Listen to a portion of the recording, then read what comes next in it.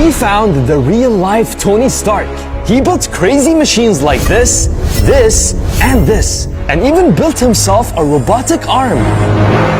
But here's the crazy part. He does it all with Legos. Hi Nas Daily, I'm David and I build everything out of Lego. David was born different. He has a condition that prevents his muscles from developing, so his right arm looks like this. This is basically Poland syndrome. I have the 4th grade of the disease, which means that I'm lacking my pectoral muscle, some of my back muscles as well, and as you saw, part of my arm. That's why when David was in school, he was bullied a lot. The other kids thought that I was weird because of the way I looked.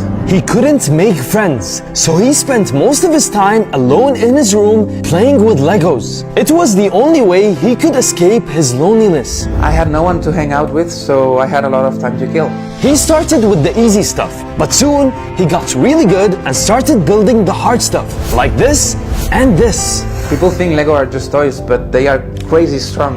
I'm sure you know if you stepped on one. In fact, he got so good at building Legos that he wanted to try building an arm for himself. I just wanted to give it a shot. So he gathered 700 Lego bricks of all shapes and sizes, sat day and night on his desk to put the arm together brick by brick. And somehow, it worked.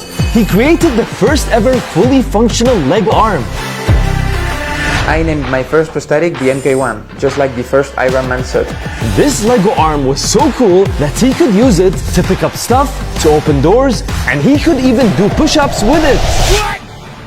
And he built this when he was just 9 years old and wore it to school for Halloween. All the other kids were super impressed. For the first time, I wasn't the weird kid, I was the cool one, I guess. He didn't stop there. He kept improving the arm. He added fingers, a motor, and even a pressure sensor. Just as an example, these are the motors that I used to lift the prosthetic, and with a small click, you see that the motors work. So I just basically push on the button,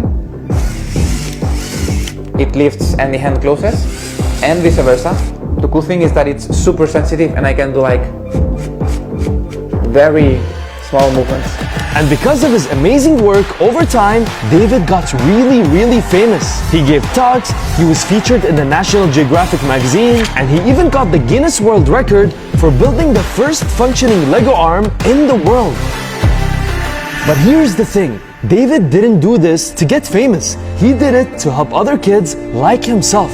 Because the truth is, prosthetics are expensive. Prosthetic arms can cost up to $100,000 a piece. And that's why 95% of people who need them all around the world don't have them. But David builds his Lego arm for just over $400 so that everyone can afford it. It works! Yay! Give me 5. Well, give me 2. He even teaches people how to do it on his YouTube channel. He has also written a book with his dad and started a charity to help other kids like himself.